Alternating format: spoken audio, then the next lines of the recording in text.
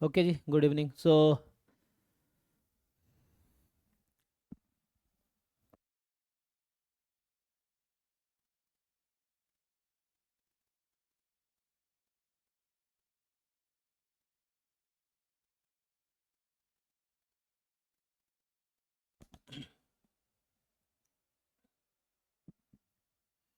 ठीक है जी।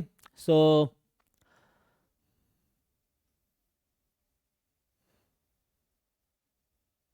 तो अभी हमने लास्ट के क्लासों में ना जो मैट्रिसेस है, मतलब जो लीनियर अलजेब्रा वाला पार्ट है सीयूईटी सिलेबस का, वो हमने डिस्कस किया था। थ्योरीज, अभी क्वेश्चंस देखते हैं हम। तो जैसे पहला क्वेश्चन देखो, ये कह रहा है कि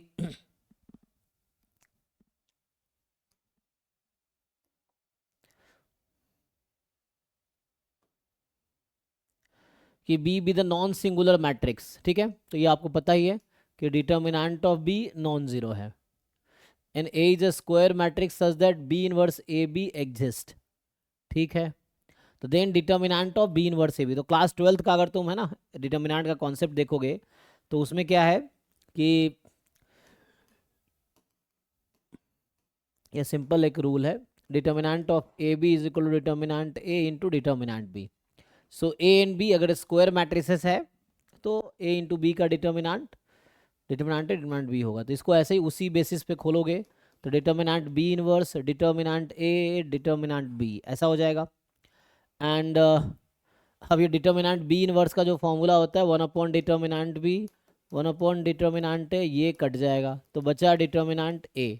ठीक है, तो यहाँ से आंसर आ गया थर्ड ऑप्शन। ठीक है, तो ये फर्स्ट क्वेश्चन का आंसर है।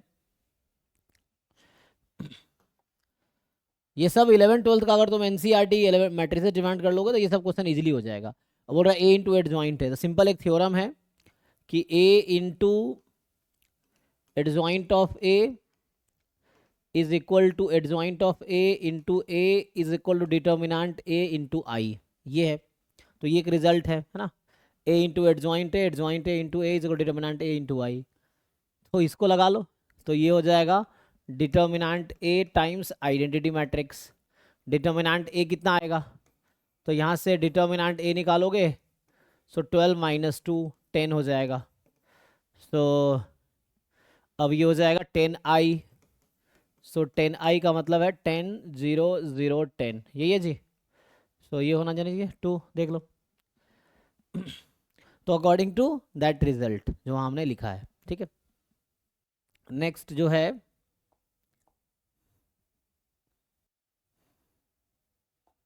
कि A is a square matrix, A a square matrix P satisfies P square is equal to I - 2p। अच्छा, वेर आई आइडेंटिटी मैट्रिक्स है having same order as p। Okay, p raise to power n is 29p - 12i, then n क्या होना चाहिए। ठीक है, देखो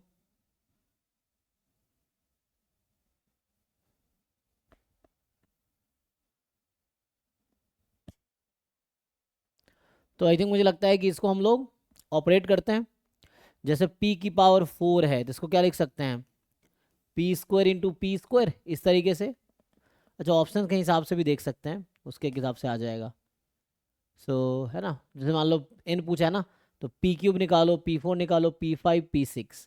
तो मैं p4 निकालता हूँ तो कितना आ जाएगा उसके अकॉर्डिंग, या पहले p³ अगर p³ निकालोगे तो क्या आएगा, p इंटू पी स्क्वायर, और p स्क्वायर है I - 2p।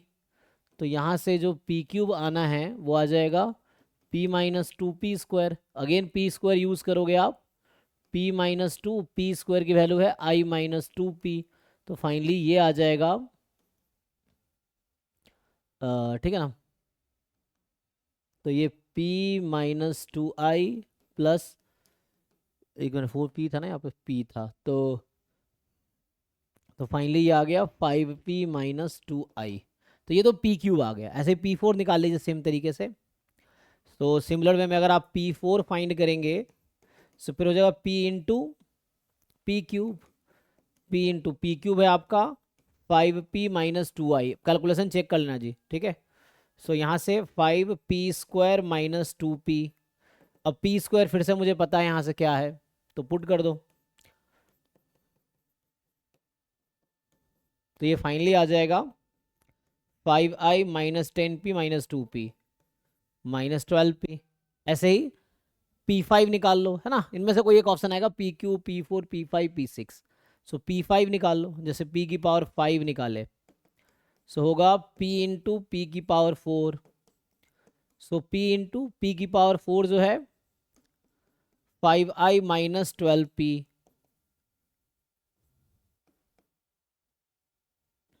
तो फिर से इसको मल्टीप्लाई कर लो।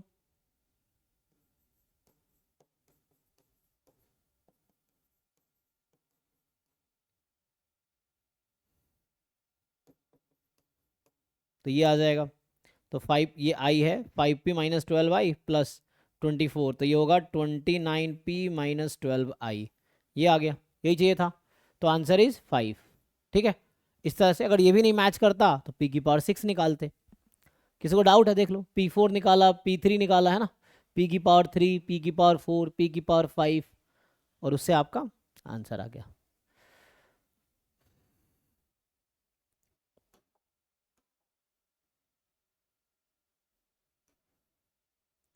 जो नेक्स्ट क्वेश्चन है फोर्थ आपका, कि a इज AXYA, जहां a इक्वल नहीं है -1 1 के, x इंटू वाई 1 है। Okay, so determinant of a into A transpose क्या होगा, ये तो आप जानते ही हैं। So determinant a into determinant A transpose, और डिटर्मिनांट की प्रॉपर्टी है कि ए ट्रांसपोज के डिटर्मिनांट ए का डिटर्मिनांट सेम होगा, तो ये आ जाएगा डिटर्मिनांट ए का होल स्क्वायर।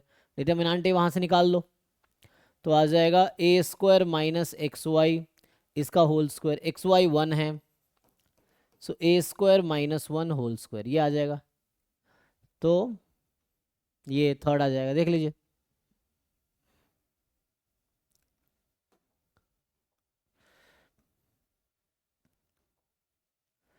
सो गिवन बिलो टू स्टेटमेंट, है ना, तो दो स्टेटमेंट आपको गिवन है।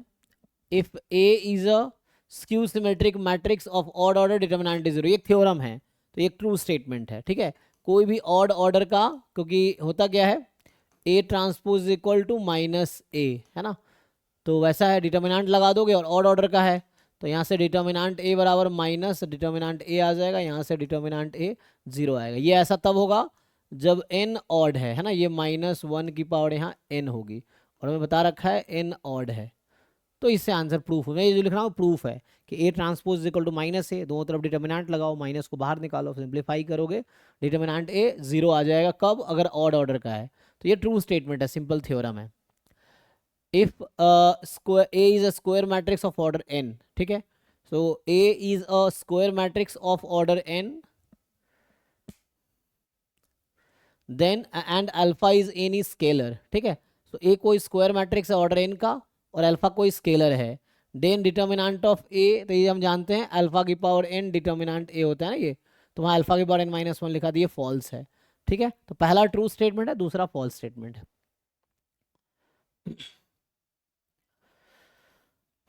ठीक है, ये थर्ड ऑप्शन करेक्ट होगा, सिंपल रिजल्ट है, बेसिक, और ये सब 11 12 वाले कॉन्सेप्ट पे हैं।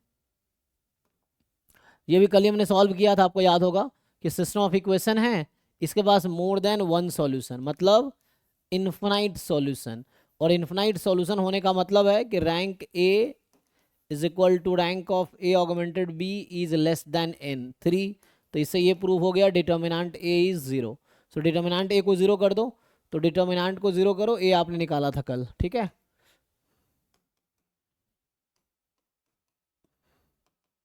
इसको 0 पुट कर दो, तो ये ए यहाँ से आपके पास क्या 2 आ गया था, तो ये ए की वैल्यू 2 आ गई थी, डिटर्मिनेंट को इक्वल 0 पुट करो। फिर ये है कि आपके पास ये 3x3 की मैट्रिक्स है, ठीक, और कह रहा है ये स्क्यू सिमेट्रिक मैट्रिक्स है। ओके, तो स्क्यू सिमेट्रिक मैट्रिक्स की प्रॉपर्टी तो आप जानते होंगे, ए ट्रांसपोज माइनस है ना, सो तो इसका ये मतलब समझ आया कि सी जो है ना, यहाँ अगर -1 यहाँ 1 होगा, तो इससे क्या समझ आया आप लोगों को, यहाँ से स्क्यू सिमेट्रिक है, इसका मतलब समझ आया कि C इज इक्वल टू 1 होगा, D is equal to -B होगा, ठीक, and E is equal to जो होगा वो -5 होगा। ठीक है, ओके, और डायगोनल्स क्या होते हैं, 0 होते हैं। सो ए 0 होगा, एफ 0 होगा। आप जानते होंगे स्क्यू सिमेट्री की प्रॉपर्टी, वो लगा लो, A transpose equal to minus A, वो अगर लगाओगे तो आपको ये सब रिजल्ट मिल जाएगा। ठीक है, सो यहाँ से C1 है, डी जो है -b है, एंड ई जो है वो -5 है, ए 0 है, एफ 0 है। तो मिनिमम वैल्यू ऑफ इसका निकालना है, तो पुट कर लो, जो भी वैल्यू मिला है पुट कर लो। तो अभी के हिसाब से क्या क्या मिला है, ए बी सी। सो ए तो 0 है ना, स्क्यू सिमेट्रिक का डायगोनल हमेशा 0 होता है। तो ए 0 और बी रहने दो, तो बी रहने दो और सी रहने दो, सी 1 है। तो ये फाइनली बचा b+1 होल स्क्वायर। डी की वैल्यू कितनी है, -b, सो -b। ई की वैल्यू कितनी है, -5। एफ की वैल्यू कितनी है, 0। सो फाइनली ये हो गया b+1 होल स्क्वायर और b+5 होल स्क्वायर। इसको खोलो, सो ये आ जाएगा 2b², ठीक, और यहाँ से 2b और यहाँ से 10b, तो ये 12b हो जाएगा।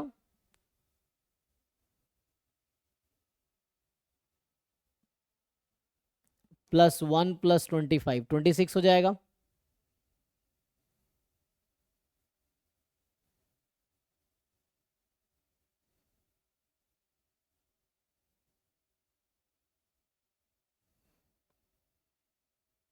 ठीक है, तो अब इसको कर लोगे जी, बताओ what is the minimum value. मान लो ये एफ ऑफ बी है, तो what is the minimum value of this function. कैसे मिनिमाइज करते हो तुम लोग, f' निकालो, तो f' निकालो, 4b + 12, इसको 0 के इक्वल करो, तो b की वैल्यू आ गई -12/4 -3, है ना। और डबल' निकालोगे तो ये आ जाएगा 4, जो कि पॉजिटिव है। तो डबल डेरिवेटिव पॉजिटिव है तो क्रिटिकल पॉइंट हमेशा पॉइंट ऑफ लोकल मिनिमा होगा। तो मिनिमा यहाँ पे -3 है, तो पूछा गया था मिनिमम वैल्यू बताओ, तो इसमें रख दो। b को अगर मैं -3 रखूंगा तो मुझसे पूछा गया है पॉइंट, है ना, मिनिमम वैल्यू पूछा गया, नॉट द पॉइंट। पॉइंट मतलब x की वैल्यू हुई, b की वैल्यू हुई जिस पॉइंट पे मिनिमा है। लेकिन जब पुट कर देंगे b की वैल्यू तो हमें पॉइंट ऑफ मिनिमा मिलेगा। तो इसमें आप b की वैल्यू पुट कर लीजिए, कितना, -3, तो -3 + 1 -2 का स्क्वायर 4, और -3 + 5 2 का स्क्वायर 4, 4 + 4 8, 8 इज द आंसर। देख लो जिनको डाउट है बताओ।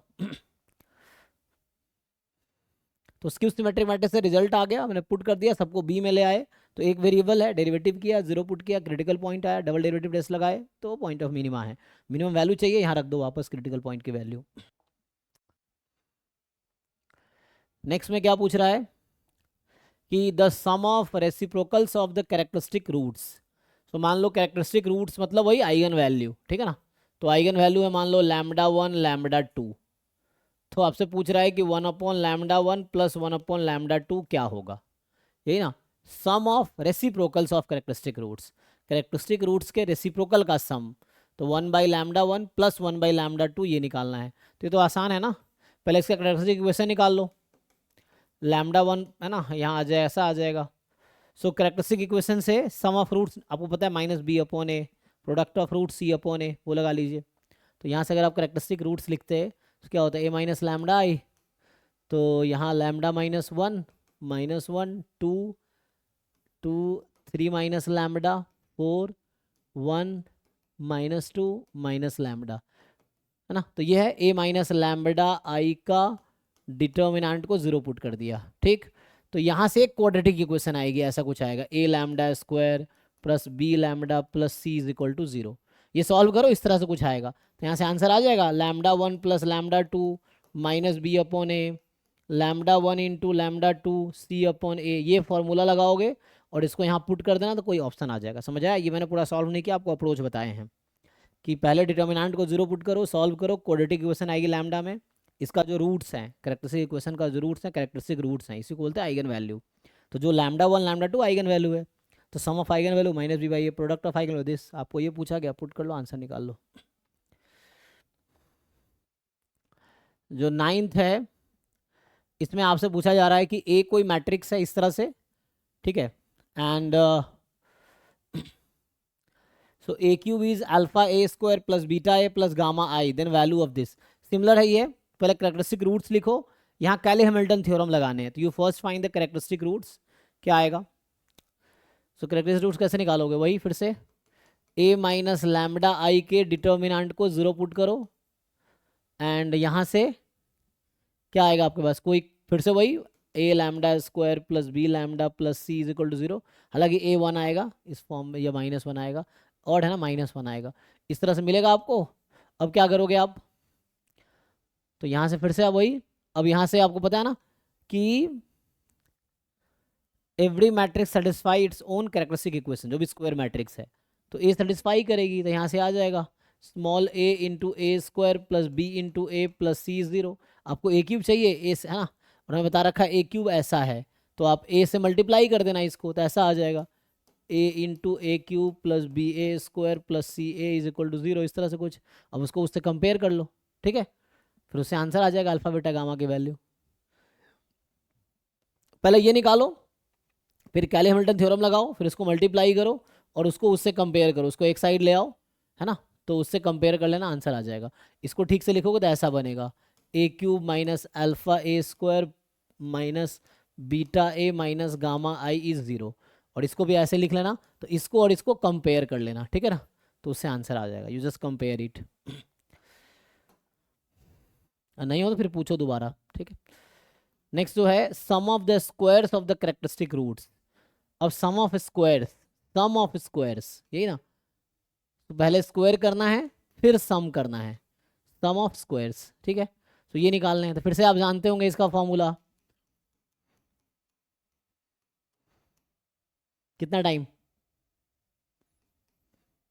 नहीं 2 ना, 2 लैम्डा 1 लैम्डा 2, ये आ जाएगा, तो इससे हो जाएगा। अब फिर से मैं कह रहा हूँ इसका कैरेक्टरिस्टिक इक्वेशन निकालो, इसको सॉल्व करके कुछ ऐसा आएगा ए lambda square plus B lambda plus C 0, again lambda 1 plus lambda 2 minus B upon A, lambda 1 into lambda 2 C upon A, ये दोनों जो आएंगे वो यहाँ पुट कर देना, आपका आंसर आ जाएगा, वही कोई ऑप्शन आ जाएगा, ठीक है। तो सिमिलर अप्रोच है।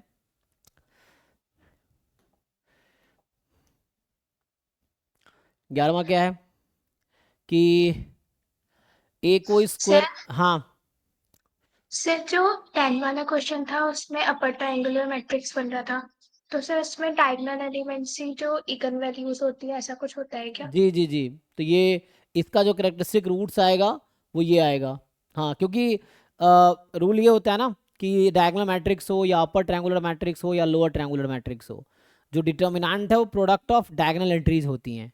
तो जो आप ए माइनस लैम्डा आई लिखेंगे ना, तो वो आपका ऐसे ही बन जाएगा 1 minus lambda 1 minus lambda 1 minus, यहाँ 0 0 0 है और यहाँ कुछ भी है, इससे फर्क नहीं पड़ेगा, तो इसका डिटर्मिनेंट ये आएगा 1 माइनस लैम्डा का whole cube is equal to 0।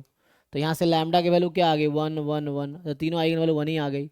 ओ तो मैंने 2 ही लिखे थे अभी, एक मिनट, 3 लिखना था ना, लैम्डा 1 लैम्डा 2 लैम्डा 3 लिखना था ना, आई थिंक पीछे में वैसे ही किया था क्या मैंने, क्योंकि ये 3 क्रॉस 3 का है ना, तो यस सर, उसमें भी ऐसे किया था। हाँ, तो वो लिखने में आई थिंक गलती हुआ है।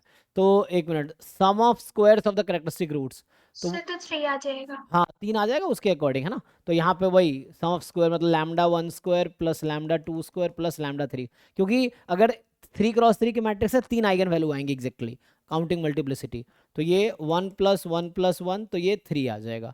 और आई थिंक पहले भी मैंने 2 ही के लिए बता दिया है, तो उसको भी करेक्ट कर देता हूँ। तो यहाँ जो था ये तो ठीक है, ये वही आएगा, यहाँ पे यहाँ भी था ना, तो यहाँ 3 होगा ना फिर से, तो यहाँ मैंने 2 के लिए ही बताया था शायद ना, तो वो ना करके तुम एक काम करना, आइगन वैल्यू निकाल ही लो, है ना, तो फॉर्मूला लगा सकते हो but you just find the eigen value. तो इसको जब सॉल्व करोगे A minus lambda I is equal to, ये 3 क्रॉस 3 का है ना, तो ये क्यूबिक इक्वेशन आएगी, तो इट्स नॉट लाइक, है ना, ये ऐसा आएगा ए lambda cube plus B lambda square plus C lambda plus D is equal to 0, इस तरह का आएगा। अब यहाँ से भी कर सकते हो आप, एलसीएम लोगे उसके अकॉर्डिंग यू कैन फाइंड, है ना, यहाँ लैम्डा 1 लैम्डा 2 लैम्डा 3,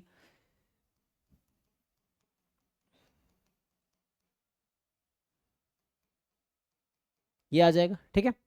अब यहाँ सॉल्व करोगे तो क्या होगा, तो वही lambda 1 plus lambda 2 plus lambda 3, ये निकाल पाएगा, अच्छा जरूरत नहीं उसकी, तो फिर भी वो जानते होगे आप क्या होता है, माइनस बी बाई ए भी होता है ना, फिर lambda 1 lambda 2 lambda 2 lambda 3 lambda 3 lambda 1 C by A, check कर लो, and then lambda 1 lambda 2 lambda 3 कितना माइनस डी बाई ए, चलेगा।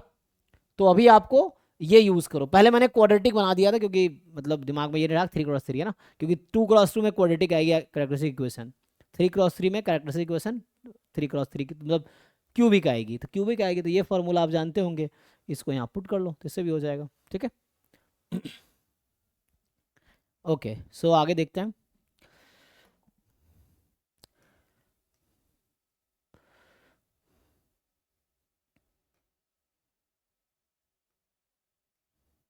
और सर एल्जेब्रिक मल्टीप्लिसिटी और ज्योमेट्रिक मल्टीप्लिसिटी उनसे भी क्वेश्चंस आएंगे क्या? इसमें तो नहीं आने चाहिए इतना, अलजेब्रिक मल्टीप्लिकेशन मतलब वही है कि जब अभी जैसे एग्जांपल के लिए आपने ये सर सॉल्व किया, ज्योमेट्रिक में थोड़ी कंफ्यूजन होती है। उसमें कोई कंफ्यूजन नहीं है, आप इसको सॉल्व करो, A V is equal to lambda V, तो A minus lambda I is equal to V is equal to 0। इसमें इसके पास जितने लीनियरली इंडिपेंडेंट सॉल्यूशन आएंगे वो आपका ज्योमेट्रिक मल्टीप्लिसिटी है। एग्जांपल के लिए आप वी सॉल्व करो, अगर ऐसा कुछ आ गया कि जैसे अगर है ना, मान लो कभी ऐसा आता है x00 फॉर एग्जांपल, तो यहाँ पे एक ही लीनियरली इंडिपेंडेंट सॉल्यूशन, एक ही फ्री वेरिएबल है, तो ज्योमेट्रिक मल्टीप्लिसिटी 1 है। कभी कभी ऐसी आ जाएगी xy0, सो यहाँ 2 फ्री वेरिएबल है, तो ज्योमेट्रिक मल्टीप्लिसिटी एक्चुअली डायमेंशन है इस वेक्टर स्पेस का। अगर मैं ऐसा लिख दूं set of V such that a minus lambda I into V is equal to 0, so dimension of this sub space is geometric multiplicity of lambda. तो अब ये लिख लो, अब ये करना अगर ऐसा नहीं समझ आता है, आपको डायमेंशन निकालना आता होगा किसी वेक्टर स्पेस का, तो ये एक Yes, sir. a minus lambda I is equal to v को 0 पुट करो और इसको सॉल्व करो, v निकालो और देखो v जो आ रहा है उसका डायमेंशन क्या है, what is dimension of this sub space, तो dimension number of free variable, तो इस सब स्पेस का जो डायमेंशन आएगा वो ज्योमेट्रिक मल्टीप्लिसिटी है लैम्डा की, ये है। तो इससे जितने लिनियरली इंडिपेंडेंट सॉल्यूशन है, जैसे यहाँ पे एक्स वाई 2 फ्री वेरिएबल है, तो इससे करस्पॉन्डिंग 2 लिनियरली इंडिपेंडेंट सॉल्यूशन बनाए जा सकते हैं, तो डायमेंशन 2 हो गया, तो ज्योमेट्रिक मल्टीप्लिसिटी 2 हो गया इस तरह से।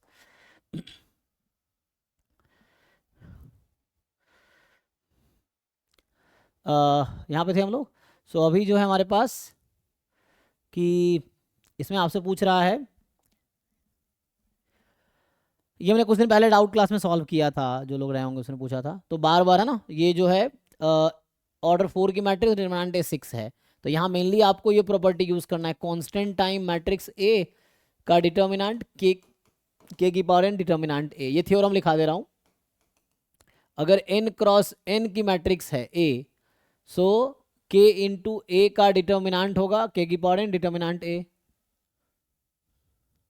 और फिर एक और प्रॉपर्टी आप लोग जानते हो, एडजॉइंट ए का डिटर्मिनेंट डिटर्मिनेंट ए की पावर एन माइनस 1, ये है।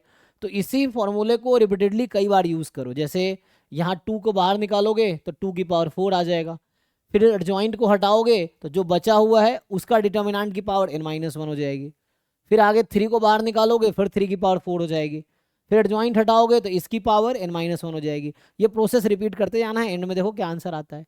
एक दिन मैं ऑलरेडी सॉल्व करा रखा है, कुछ दिन पहले सॉल्व कराया था, ये क्लास में ही सॉल्व कराए थे, उसने डाउट में पूछे थे, ठीक है। सो है ना, उसने पूछा था ना कोई नैनी अग्रवाल, सो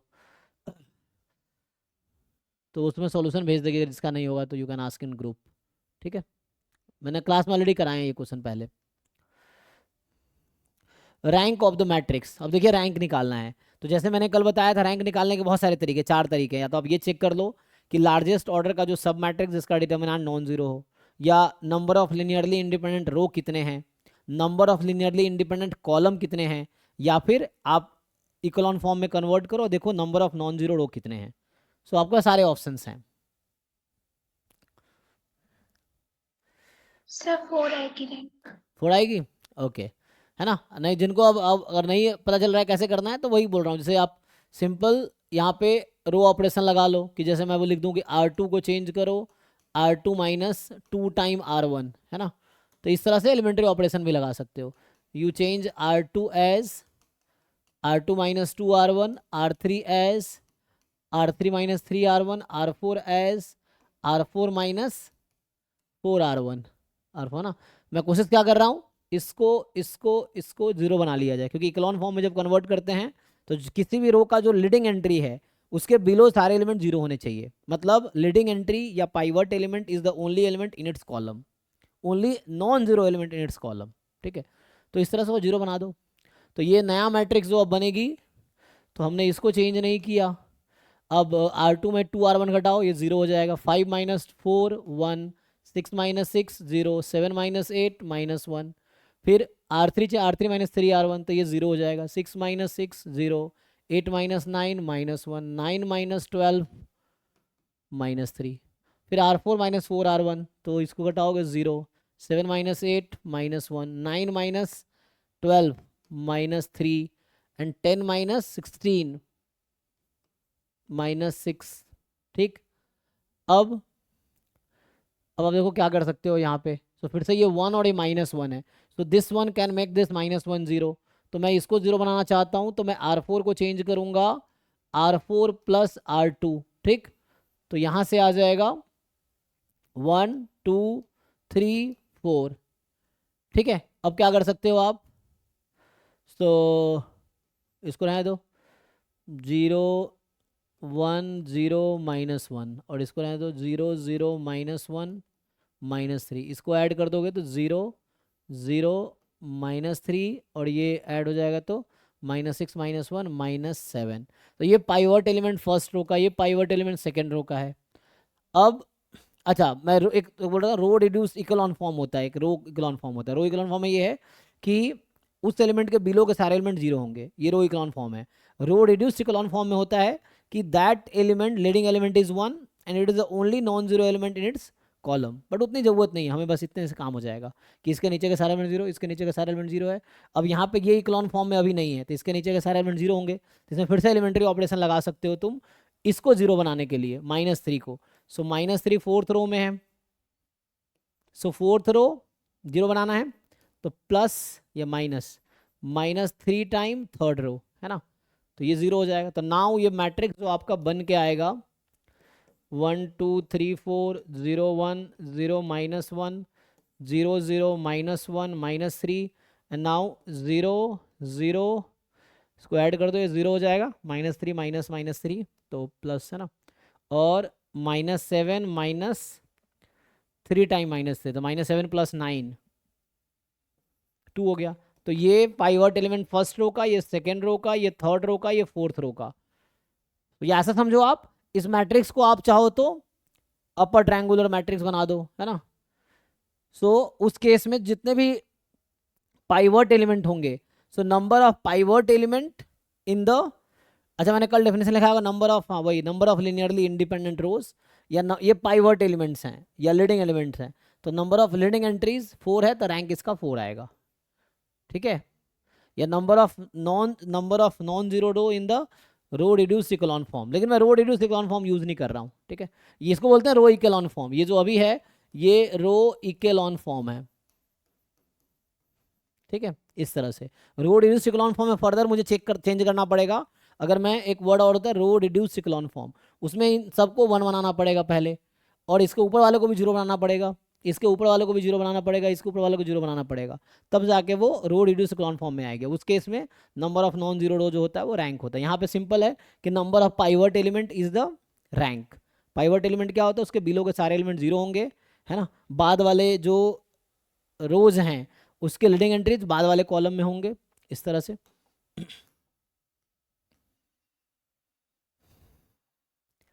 फिर से आपको कह रहा है ये सिमेट्रिक मैट्रिक्स है, सिमिलर क्वेश्चन है, तो मिनिमम वैल्यू क्या होगी। तो सिमेट्रिक होने के लिए क्या होना चाहिए, इसको और इसको इक्वल होना चाहिए, इसको इक्वल होना चाहिए। तो सी को 1 होना पड़ेगा, बी को डी होना पड़ेगा, ई को 2 होना पड़ेगा। ठीक है, इस तरह से है। सो बी डी सेम है, ठीक है ना, बी रहने दो, सी को 1, तो बी + 1 होल स्क्वायर, और डी को बी के इक्वल कर देते हैं, तो बी +2 होल स्क्वायर। अब ये बिल्कुल सेम ही क्वेश्चन जो भी कुछ देर पहले मैंने सॉल्व किया था। अब इसको डिफरेंशिएट करो, बी के रेस्पेक्ट में 0 पुट करो, उससे क्रिटिकल पॉइंट आएगा। फिर आप चेक कर लो point of maximum point of minima क्या है, एक ही पॉइंट आएगी, वो पॉइंट ऑफ मिनिमा ही होगी क्योंकि मिनिमा पूछा गया है। 14th में क्या है, ए मैट्रिक्स दे रखा है, सिमिलर ही है। तो पहले इसका आप क्या करो, कैरेक्टरिस्टिक इक्वेशन निकालो, ए माइनस लैम्डा आई 0।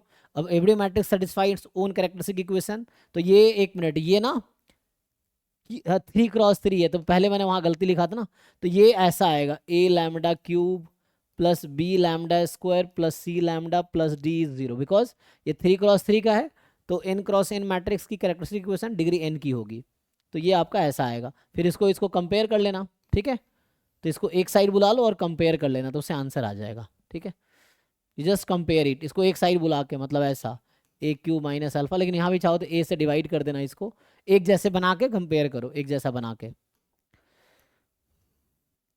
रैंक फिर से निकाल लोगे इसका, कितना आएगा जी? जिन लोगों ने सॉल्व किया बताओ, इसका रैंक क्या आएगा?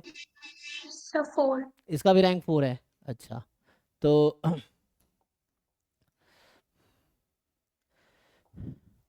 अब कह रहा है ए कोई स्क्वायर मैट्रिक्स है ऑर्डर 4 का, ठीक है। तो ए आपके पास स्क्वायर मैट्रिक्स है ऑर्डर 4 का, और सर हाँ जी, सर सब मैट्रिक्स लेने वाला हर जगह काम नहीं करता क्या? हर जगह काम करेगा। Okay. बताओ कहाँ ऐसा कोई एग्जांपल मिला जहाँ काम नहीं करता? नहीं सर, जस्ट पूछ रहा था क्योंकि आपने फोर निकाला ना, तो डेफिनेशन है। नहीं नहीं, इसको क्या उस सब मैट्रिक्स वाले करना है, तो पहले इसका डिटर्मिनेंट निकालो। अब इसका डिटर्मिनेंट निकालोगे, नॉन जीरो आ गया, तो इसका मतलब है इसका रैंक 4 है। डिटर्मिनेंट निकालना आता है, ये चीज़ है। तो जब जो बस सब सर। मैट्रिक्स वाले अप्रोच है वो कैसे कब काम करता है, तो हायर ऑर्डर से स्टार्ट करना पड़ता है। तो हमने उसमें क्या करना होता है, लार्जेस्ट ऑर्डर का सब मैट्रिक्स ढूंढो, हर मैट्रिक्स खुद का सब मैट्रिक्स है। तो पहले इसका डिटर्मिनेंट निकालो, और ये नॉन जीरो आ गया, तो रैंक 4 है। अगर ये जीरो आ गया होता तो मैं फिर 3x3 का सब मैट्रिक्स ढूंढता। अगर एक भी 3x3 का सब मैट्रिक्स मुझे मिलता जिसका डिटर्मिनेंट नॉन जीरो है, तो 3 रैंक होता। अगर जितने भी 3x3 के सब मैट्रिक्स बन रहे हैं सबका डिटर्मिनेंट जीरो है, तो रैंक 3 नहीं होगा। फिर 2x2 का चेक करें तो हायर ऑर्डर से स्टार्ट करना पड़ेगा। तो तुम्हें अगर ये अच्छा लगता है निकालो डिटर्मिनेंट इसका, जो कि लेंदियर वे होगा। क्यों सर, 4/4 का -6 आ जाएगा इसका। हाँ ओके, ठीक है ना। तो कैसे भी कर सकते हैं आप। ये भी वैसे ही है जो कुछ पहले लिखाया था, कि एक तो ये के इंटू ए का डिटर्मिनेंट, के की पावर n डिटर्मिनेंट ए, और एडजॉइंट ए का जो डिटर्मिनेंट है आप लोग जानते हैं ए की पावर n-1। ये दोनों फॉर्मूला रिपीटेडली यूज़ करो तो इससे आपका आ जाएगा। वैसे ही है, ये हमने कल सॉल्व किया था कि ax is equal to b एक non homogeneous system of linear equation है, ऑगमेंटेड मैट्रिक्स ये आपको दे रखा है। तो क्या बोल रहा है, तो आप लोगों ने बताया था ना ये a ऑगमेंटेड b है। सो a मतलब इसका रैंक निकालना है ना, इस मैट्रिक्स का रैंक निकालोगे तो ये आपका a मैट्रिक्स है। सो a का रैंक आई थिंक कल 2 आया था, है ना, 2 आया था जी, तो a का रैंक 2 आया था। और a ऑगमेंटेड b का रैंक कितना आया था, ये भी 2 आया था। सो ये भी 2 आया था शायद, कल बताया जिन लोगों ने। तो इसका मतलब दोनों सर इक्वल है। मैंने ना कल गलत कैलकुलेट कर दिया था, वो ठीक 3 है, था। 3 आएगा, ओके ठीक है, कोई बात नहीं। सो रैंक फिर ऑफ नो ए, सॉल्यूशन हो जाएगा। रैंक ऑफ ए 3 है। सर एक का तो 2 था लेकिन ऑगमेंटेड का 3 था। ओके ठीक है, हाँ। तो रैंक ऑफ ए 2 आएगा, और rank of A augmented B है ना। बाकी लोग अपना वेरीफाई कर लेना, ठीक है ना। तुम्हें खुद भी सब लोगों को अपना रैंक निकालना आता है, तो you find your own rank and then check. तो ए का रैंक 2 है और ए ऑगमेंटेड बी का रैंक है ना, क्योंकि ए मैट्रिक्स जो हमारा है वो ऑर्डर है यहाँ पे 3x4, और ए ऑगमेंटेड बी एक नया मैट्रिक्स है जिसका ऑर्डर है 3x5, है ना। इसमें एक कॉलम एक्स्ट्रा लगा हुआ है, ऑगमेंटेड मैट्रिक्स में एक एक्स्ट्रा कॉलम है। सो ये है, तो उसका अलग अलग रैंक निकाल सकते हो, या जब ए ऑगमेंटेड बी का रैंक निकालो उससे ए का रैंक भी दिख जाता है, क्योंकि कॉलम को इग्नोर करो और ए के बारे में जस्ट सोचो, तो उससे दोनों आ जाएगा, ठीक है। तो अगर ये है तो दोनों अगर डिस्टिंक्ट है तो इसका नो सॉल्यूशन आ जाएगा, ठीक है। एक मिनट, लेकिन यहाँ पे हाँ ए का 2 है इसीलिए, ओके। सो ये खुद कैलकुलेट करके देख लो, है ना, क्योंकि एग्जाम में सबको खुद ही कैलकुलेट करना है। तो जब खुद कैलकुलेट करोगे तो भी एग्जाम में खुद कर पाओगे, ठीक है। तो यहाँ पे बोल रहा है कि the system of linear equation has infinite number of solution. तो फिर से वही इन्फिनाइट नंबर ऑफ सॉल्यूशन है। तो rank of A is equal to rank of A augmented B less than, अब कितना है 3 है, क्योंकि ए यहाँ पे जो होगी वो 3x3 की मैट्रिक्स होगी, तो लेस देन 3 होगी, क्योंकि अगर इक्वल टू 3 होता तो यूनिक सॉल्यूशन हो जाता। तो लेस देन 3 है। तो फिर से अगर तुम बनाओगे ना, तो एक तो ए के डिटर्मिनेंट को 0 पुट कर दो, ठीक है। सो ए का डिटर्मिनेंट 1 1 1 1 2 3 1 2 लैम्बडा, इसको 0 पुट करोगे तो इससे लैम्बडा की वैल्यू आ जाएगी, आ जाएगी जी। एंड अब ध्यान से देखो, जब तुम ए ऑगमेंटेड बी बना रहे होगे, तो एक तो ये आएगा तुम्हारे पास, पर 3 आएगी अच्छा लैम्बडा की वैल्यू। ठीक है। और ऑगमेंटेड मैट्रिक्स बनाओगे तो यहाँ आएगा 6 10 म्यू, ठीक। तो लैम्डा 3 जैसे आपने बताया ये आ गया। ओके, अब क्या होगा, चूंकि ए ऑगमेंटेड बी का रैंक भी लेस देन 3 है, ए ऑगमेंटेड बी 3x4 की मैट्रिक्स है और इसका रैंक 3 से कम है। 3 से रैंक कम क्यों है, क्योंकि मैं 3x3 का कोई भी सब मैट्रिक्स लूंगा तो उसका डिटर्मिनेंट 0 ही आएगा, क्योंकि एक भी 3x3 के मैट्रिक्स का डिटर्मिनेंट नॉन जीरो आ गया तो रैंक 3 हो जाएगी, लेकिन इसने कहा है रैंक 3 से कम है। तो मैं एक सब मैट्रिक्स लेता हूँ, दिस दिस एंड दिस। तो 1 1 2 3 2 लैम्डा 6 10 म्यू। अब लैम्डा तुम्हें पता चल गया है तो रख दो यहाँ पे और इसको भी 0 पुट कर दो, तो यहाँ से म्यू निकल आएगा, ठीक है। तो लैम्डा इसको 0 रखने से आ गया, सर 10 आ जाएगा। कितना आएगा 10 है ना, तो इससे आ जाएगा आपके पास। सो ठीक है, तो रैंक नहीं निकाला हमने, डिटरमिनेंट के थ्रू काम कर लिया हमने, तो ये है, रैंक के थ्रू भी हो जाएगा।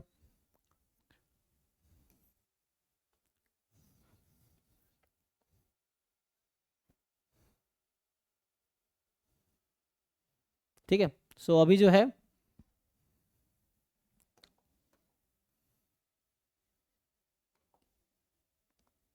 द आइगन वैल्यू निकाल लोगे ना, eigen value simple characteristic equation निकालो, कैरेक्टरिस्टिक इक्वेशन को सॉल्व करो, उससे आंसर आ जाएगा, ठीक है। तो ये फाइंड कैरेक्टरिस्टिक इक्वेशन और सॉल्व करो, सॉल्व किया किसी ने, क्या आएगा? Sir second. अच्छा 2 5 -1, ओके, तो ये आ जाएगा। तो 20th में आपको बोल रहा है कि ए कोई स्क्यू हर्मिशियन मैट्रिक्स, अब ये नया वर्ड आ गया और सब लोग जानते होंगे ऐसे। तो हर्मिशियन में क्या होता है कि जस्ट आप जैसे हम लोग सिमेट्रिक और स्क्यू सिमेट्रिक जब पढ़ते हैं तो हम लोग ये मान के चलते हैं कि एलिमेंट्स रियल नंबर्स हैं, है ना। यहाँ पे हर्मिशियन स्क्यू हर्मिशियन का एग्जिस्टेंस तब आता है जब मैट्रिक्स के एलिमेंट्स कॉम्प्लेक्स नंबर भी हो सकते हैं। तो आप लोग जानते होंगे वैसे ही है, जैसे आप सिमेट्रिक में बोलते हैं कि ए ट्रांसपोज ए होना चाहिए, तो हर्मिशियन जो होता है, हर्मिशियन में हम लोग बोलते हैं कि ए ट्रांजुगेट ए होना चाहिए। अब ये ट्रांजुगेट क्या है, तो ए ट्रांस मतलब ए का कॉन्जुगेट और फिर उसका ट्रांसपोज। और कॉन्जुगेट कैसे निकालते हैं, वैसे ही जो कॉम्प्लेक्स में करते हैं, ए प्लस आयोटा बी का कॉन्जुगेट ए माइनस आयोटा बी है। तो ए ट्रांजुगेट में आप हर एलिमेंट का कॉन्जुगेट लेंगे फिर ट्रांसपोज करेंगे, तो ये है। वैसे ही आप स्क्यू सिमेट्रिक जानते हैं, तो इसमें होता है कि ए ट्रांसपोज माइनस ए के इक्वल होगा।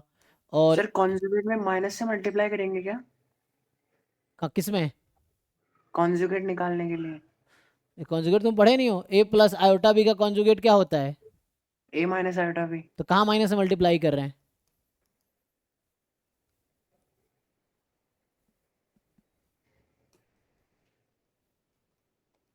ये सब 11 12 में है ना, कॉन्जुगेट निकालना कॉम्प्लेक्स नंबर का। ए थीटा इज माइनस ए, ठीक है। तो जैसे सिमेट्रिक है वैसे ही स्क्यू सिमेट्रिक है, और जैसे हर्मिशियन है वैसे स्क्यू हर्मिशियन है। बस यहाँ कॉन्जुगेट जो भी एलिमेंट होगा, मान लो एलिमेंट 1 प्लस आयोटा है तो कॉन्जुगेट 1 माइनस आयोटा हो जाएगा, कॉन्जुगेट लेके फिर ट्रांसपोज लेना है, वैसा ही है। तो जैसे सिमेट्रिक मैट्रिक्स में सारे एंट्रीज रियल नंबर होते हैं, सारे आइगन वैल्यूज, सारे आइगन वैल्यूज, तो वैसे इसका भी है ना, आइगन वैल्यू रियल नंबर आएगा। सो यहाँ पूछ क्या रहा है, ए कोई स्क्यू हर्मिशियन मैट्रिक्स है, then for B of appropriate order B theta A B is dash where B theta is transpose conjugate, इसी को शॉर्ट मैंने ट्रांजुगेट बोला है, ट्रांसपोज कॉन्जुगेट मिल गया तो ट्रांजुगेट है। सो ऑफ बी, तो ये तो आसान है, सिंपल, तुम क्या करो, तुम्हें बता रखा है कि ए थीटा क्या है, स्क्यू हर्मिशियन है ना, तो माइनस ए है, और हमें बता रखा है कि पूछ रहा है कि बताओ कि बी ट्रांजुगेट ए बी क्या होगा, तो मैं इसका वो निकाल देता हूँ, बी ट्रांजुगेट ए बी क्या होगा, तो इसका ट्रांजुगेट ले लेते हैं जी। और आपको पता होगा कि ए बी सी का जो ट्रांसपोज है कैसे होता है, C transpose B transpose A transpose. In the similar way A B C का ट्रांजुगेट लेंगे, सेम ही है, तो सी ट्रांजुगेट बी ट्रांजुगेट ए ट्रांजुगेट, ये हो जाएगा। तो यहाँ से आएगा क्या, तो ये आ जाएगा बी ट्रांजुगेट ए ट्रांजुगेट, और बी ट्रांजुगेट का ट्रांजुगेट क्या होता है, बी आ जाएगा। सो बी ट्रांजुगेट ए ट्रांजुगेट मुझे माइनस ए दे रखा है, तो माइनस बाहर कर दो। अब इसका ट्रांजुगेट निकाला और इसके नेगेटिव के इक्वल आ गया, इसका क्या मतलब है, स्क्यू हर्मिशियन है, देख लो।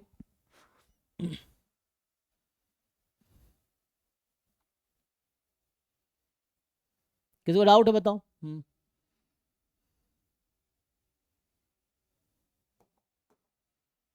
नेक्स्ट जो है आपके पास कि आपके पास मैट्रिक्स है ना, जैसे अब कह रहा है हर्मिशियन है, अच्छा मैच करना है, ये मैट्रिक्स है और ये आइगन वैल्यू की बात कर रहा है कि मैट्रिक्स और आइगन वैल्यू में क्या रिलेशन है। तो हर्मिशियन मैट्रिक्स में क्या होता है, eigen values real, sir real. तो ए के साथ मैच होगा 3 वाला, सो यहाँ ए के साथ ये 3 वाला मैच हो जाएगा। स्क्यू हर्मिशियन में 0 या प्योरली इमेजिनरी, यही हो जाएगा, है ना। यूनिटरी डायगोनल, डायगोनल एलिमेंट का जो भी आइगन वैल्यू डायगोनल एंट्रीज होती हैं, यूनिटरी में +-1 आएगा, है ना। Unitary just complex version of orthogonal, जैसे ऑर्थोगोनल हमने कल लिखा था, तो ऑर्थोगोनल था A transpose into A is I, ये था ऑर्थोगोनल मैट्रिक्स। तो यूनिटरी उसी का कॉम्प्लेक्स वर्जन है, जैसे सिमेट्रिक से हर्मिशियन, स्क्यू सिमेट्रिक से स्क्यू हर्मिशियन, तो वैसे ही ऑर्थोगोनल से यूनिटरी में ट्रांसफॉर्मेशन में क्या डिफरेंस है, जस्ट ट्रांसपोज की जगह ट्रांजुगेट आ जाएगा, ट्रांसपोज, तो ये है। तो ये डेफिनेशन है यूनिटरी मैट्रिक्स का, और ये है ना। तो ऑर्थोगोनल हो या यूनिटरी हो, दोनों का आइगन वैल्यू +-1 आएगी।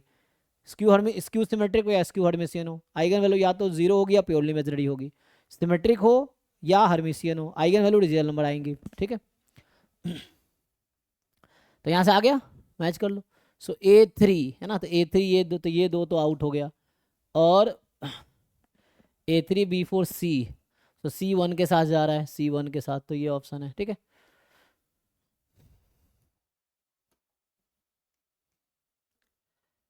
If the characteristic root of non singular matrix, non singular है ना, तो लैम्बडा 0 नहीं होगा।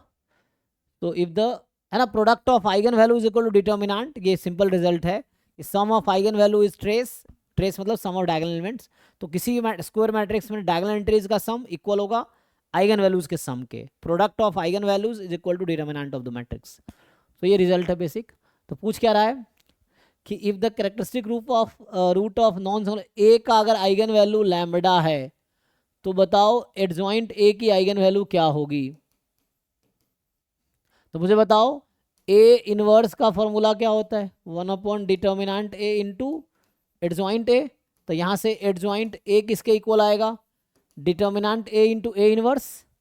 अब फिर से सोचो, अगर ए की आइगन वैल्यू लैम्बडा है, तो ए इनवर्स की आइगन वैल्यू 1/λ, तो एडजॉइंट ए की आइगन वैल्यू क्या होगी, डिटर्मिनेंट ए तो कांस्टेंट है, तो ये एज इट इज रहेगा। सो डिटर्मिनेंट ए, है ना, क्योंकि ये तो इक्वल है डिटर्मिनेंट, ये जो इक्वल है determinant A into A inverse के, और इसकी आइगन वैल्यू होगी डिटर्मिनेंट ए इंटू 1/λ। चेक करो भाई, थर्ड ऑप्शन, ठीक है ना, तो इससे आ जाएगा, तो वैसा आ जाएगा आपके पास। तो सिंपल जो फॉर्मूला है ए इनवर्स का, उससे आ जाएगा, या एक और रिजल्ट बताया था उससे भी आ जाएगा कि adjoint A into A is equal to determinant A into I, तो इससे भी आ जाएगा, ठीक है ना। ए का लैम्बडा है, इधर आ जाएगा, आई का 1 होता है, तो एडजॉइंट ए का हो जाएगा डिटर्मिनेंट ए इंटू 1/λ, तो इस फॉर्मूले से भी आ जाएगा, ठीक है। And the last one is this कि ए मैट्रिक्स दे रखा है, बोला ए की पावर 5 बताओ, तो आपको 5 बार मल्टीप्लाई करने की जरूरत नहीं है, ये कैली हैमिल्टन थ्योरम से आ जाएगा। आप पहले क्या करो, ए का कैरेक्टरिस्टिक इक्वेशन निकाल लो, ठीक है। सो ये है, तो यहाँ से आ जाएगा 1 - λ इंटू 3 - λ -8, तो ये हो जाएगा